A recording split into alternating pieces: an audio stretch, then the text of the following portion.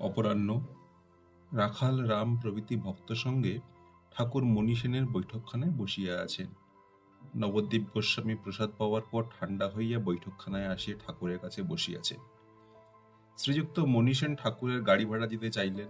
ঠাকুর তখন বৈঠকখানায় একটি কৌচে বসিয়া আছেন আর বলিতেছেন, গাড়ি ভাড়া ওরা রাম প্রভৃতিরা নেবে কেন, ওরা রোজগার করে। এইবার ঠাকুর নবদ্বীপ গোস্বামীর সহিত ঈশ্বরীয় কথা বলিতেছেন। শ্রীরামকৃষ্ণ নবদ্বীপের প্রতি। ভক্তি পাকলে ভাব, তারপর মহাভাব, তারপর প্রেম, তারপর বস্তুলাভ মানে ঈশ্বরলাভ। গৌরাঙ্গের মহাভাব প্রেম। এই প্রেম হলো জগৎ। জগৎ তো ভুলে থাকবেই, আবার নিজের দেহ যে এত প্রিয় তাও ভুলে যায়। গৌরাঙ্গের সেই প্রেম হয়েছিল, সমুদ্র দেখে যমুনা ভেবে ঝাঁপ দিয়ে পড়ল। জীবের মহাভাব বা প্রেম হয় না, তাদের ভাব পর্যন্ত হয়। আর গৌরাঙ্গের তিনটি অবস্থা হতো, কেমন? নবদ্বীপ, আগে অন্তর্দশা, অর্ধবাহ্যদশা আর বাহ্যদশা।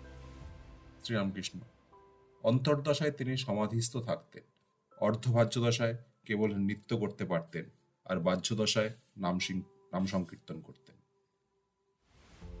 নবদ্বীপ তার ছেলেটিকে আনিয়ে ঠাকুরের সঙ্গে আলাপ করিয়া দিলেন। ছেলেটি যুবা পুরুষ, শাস্ত্র অধ্যয়ন করে। তিনি ঠাকুরকে প্রণাম করিলেন। নবদ্বীপ, ঘরে শাস্ত্র পড়ে। এদেশে বেদ একরকম পাওয়াই যেত না, মোক্ষমূলর ছাপালেন, তাই তবু লোক পড়ছে। শ্রীরামকৃষ্ণ, বেশি শাস্ত্র পড়াতে আরো হানিই হয়। শাস্ত্রের সার জেনে নিতে হয়, তারপর আর গ্রন্থের কি দরকার। সারটুকু জেনে ডুব মারতে হয় ঈশ্বর লাভের জন্য। আমায় মা জানিয়ে দিয়েছেন বেদান্তের সার, ব্রহ্মসত্য, জগৎ মিথ্যা। গীতার সার 10 বার গীতা বললে যা হয়, অর্থাৎ ত্যাগী ত্যাগী। নবদ্বীপ, ত্যাগী ঠিক হয় না, তাগী হয়। তাহলেও সেই মানে তক ধাতুর ইয় থেকে তাগ, তার উত্তর ইন প্রত্যয়ে তাগী। ত্যাগী মানেও যা, তাগী মানেও তাই। শ্রীরামকৃষ্ণ, গীতার সার মানে, হে জীব, সব ত্যাগ করে ভগবানকে পাওয়ার জন্য সাধনা করো। নবদ্বীপ, ত্যাগ করার মন কই হচ্ছে। শ্রীরামকৃষ্ণ, তোমরা গোস্বামী, তোমাদের ঠাকুর সেবা আছে, তোমাদের সংসার ত্যাগ করলে চলবে না। তাহলে ঠাকুর সেবা কে করবে? তোমরা মনে মনে ত্যাগ করবে। তিনি লোকশিক্ষার জন্য তোমাদের সংসারে রেখেছেন, তুমি হাজার মনে করো ত্যাগ করতে পারবে না। তিনি এমন প্রকৃতি তোমায় দিয়েছেন যে তোমায় সংসারের কাজ করতেই হবে। কৃষ্ণ অর্জুনকে বলছেন, তুমি যুদ্ধ করবে না কি বলছো? তুমি ইচ্ছে করলেই যুদ্ধ থেকে নিবৃত্ত হতে পারবে না, তোমার প্রকৃতিতে তোমায় যুদ্ধ করাবে। শ্রীকৃষ্ণ অর্জুনের সহিত কথা কইতেছেন, এই কথা বলিতে বলিতে ঠাকুর সমাধিস্থ হইতেছেন। দেখিতে দেখিতে সমস্ত স্থির, চক্ষু পলক শূন্য। নিঃশ্বাস বহিতেছে কি না বহিতেছে বোঝা যায় না। নবদ্বীপ গোস্বামী, তাহার পুত্র ও ভক্তগণ অবাক হইয়া দেখিতেছে। কিঞ্চিত প্রকৃতিস্থ হইয়া ঠাকুর নবদ্বীপকে বলিতেছেন, যোগ ভোগ, তোমরা গোস্বামী বংশ, তোমাদের দুই আছে।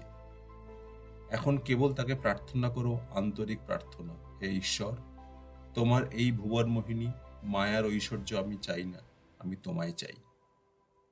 তিনি তো সর্বভূতেই আছেন, তবে ভক্ত কাকে বলে? যে তাতে থাকে, যার মন প্রাণ অন্তরাত্মা সব তাতেই গত হয়েছে। ঠাকুর এবার সহজাবস্থা প্রাপ্ত হইয়াছেন। নবদ্বীপকে বলিতেছেন, আমার এই যে অবস্থাটা হয়, মানে সমাধি অবস্থা, কেউ কেউ বলে রোগ, আমি বলি যার চৈতন্যে জগৎ চৈতন্য হয়ে রয়েছে, তার চিন্তা করে কেউ কি করে অচৈতন্য হয়। শ্রীযুক্ত মণি সেন অভ্যাগত ব্রাহ্মণ ও বৈষ্ণবদের বিদায় করিতেছেন, কাহাকে 1 টাকা, কাহাকে 2 টাকা, যে যেমন ব্যক্তি। ঠাকুরকে 5 টাকা দিতে আসিলেন। শ্রীরামকৃষ্ণ বলিলেন, আমার টাকা নিতে নেই। মণি সেন তথাপি ছাড়েন না। ঠাকুর তখন বলিলেন, যদি দাও তোমার গুরুর দিব্যি। মণি সেন আবার দিতে আসিলেন। তখন ঠাকুর যেন অধৈর্য হইয়া মাস্টারকে বলিতেছেন, কেমন গো, নেব? মাস্টার ঘোরতর আপত্তি করিয়া বলিলেন, আজ্ঞে না, কোনো মতেই নেবেন না।